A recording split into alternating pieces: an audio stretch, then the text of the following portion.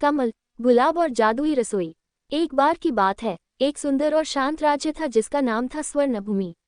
इस राज्य की खास बात थी कि यहाँ के खेतों में सोना चांदी की तरह चमकते कमल और गुलाब के फूल उगते थे। इन फूलों में अद्भुत खुशबू और जादुई शक्तियाँ थीं। कहते थे कि ये फूल जिस घर में हो, वहाँ कभी दुख दरिद्रता नहीं आ सकती। राजकुमारी रूपल। स्वर्णभूमि की राजकुमारी का नाम था रूपल। वह इतनी सुंदर थी कि उसकी तुलना केवल कमल और गुलाब के फूलों से ही की जा सकती थी। लेकिन उसकी सुंदरता के साथ साथ वह बुद्धिमान, दयालु और जिज्ञासु भी थी। उसे हर नई चीज को जानने की लालसा थी, खासकर जादू और रहस्यमयी कहानियों की। जादुई रसोई का रहस्य। महल में एक पुरानी किंवदंती थी कि वहां कहीं जादुई रसोई छिपी हुई है। ये रसोई न केवल स्वादिष्ट व्यंजन बनाती थी बल्कि जो भी इसे चलाए, उसकी सारी इच्छाएं पूरी हो जाती थीं।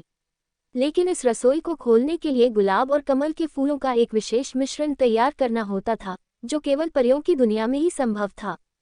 रूपल का निर्णय। एक दिन रूपल ने इस रहस्य को सुझाने का निर्णय लिया।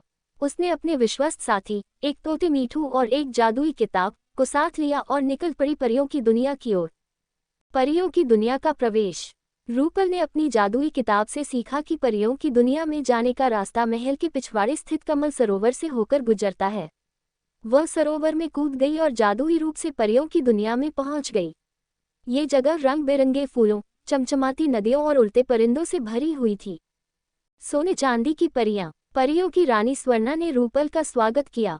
रानी ने कहा, हम जानते हैं कि तुम यहाँ क्यों आए हो, लेकिन जादुई रसोई का रहस्य तभी खुलेगा जब तुम 3 चुनौतियां पार करोगी।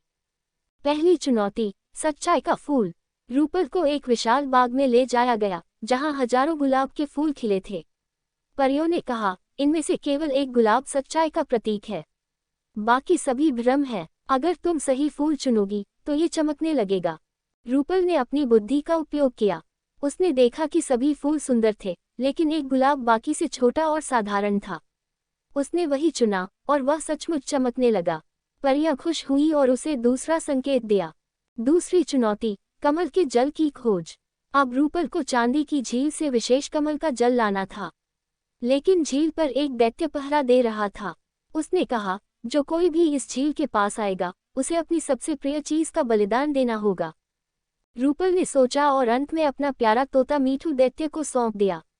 मीठू ने उससे कहा, मुझे छोड़ना तुम्हारे लिए कठिन है, लेकिन तुम्हारा उद्देश्य महान है। दैत्य ने प्रसन्न होकर झील का जल उसे दे दिया और मीठू को भी वापस कर दिया। तीसरी चुनौती, आत्मा की पवित्रता। अंतिम चुनौती में परियों ने रूपल को एक दर्पण दिया। उन्होंने कहा, अगर तुम्हारी आत्मा सच में पवित्र है, तो इस दर्पण में तुम्हारी परछाई सोने की तरह चमकेगी। रूपल ने दर्पण में देखा और उसकी परछाई वाकई सोने की तरह चमकने लगी। परियां बहुत प्रसन्न हुई और उसे गुलाब व कमल का मिश्रण बनाने का रहस्य सिखा दिया। जादुई रसोई का उदय। जब रूपल महल लौटी तो उसने उन फूलों और जल से विशेष मिश्रण तैयार किया और उसे महल के एक गुप्त कमरे में रखा। अचानक पूरा कमरा रोशनी से भर गया और जादुई रसोई प्रकट हो गई। ये रसोई केवल रूपल की आज्ञा से चलती थी और उसमें बनने वाला हर व्यंजन न केवल स्वादिष्ट होता था, बल्कि उसमें अद्भुत शक्तियां भी होती थीं। न्याय और खुशहाली। रूपल ने जादुई रसोई का उपयोग गरीबों और जरूरतमंदों की मदद के लिए किया। उसने अपने राज्य को धन धान्य से भर दिया। परियों ने उसे आशीर्वाद दिया कि जब तक वह दयालु और न्यायप्रिय बनी रहेगी, जादुई रसोई हमेशा उसकी सेवा में रहेगी। अंत में रूपल का नाम पूरे राज्य में अमर हो गया। लोग उसे केवल एक सुंदर राजकुमारी नहीं, बल्कि न्याय, प्रेम और बुद्धिमत्ता की देवी मानते थे। और वह जादुई रसोई, जो कमल और गुलाब की खुशबू से महकती थी, आज भी परियों की कहानियों में जीवित है।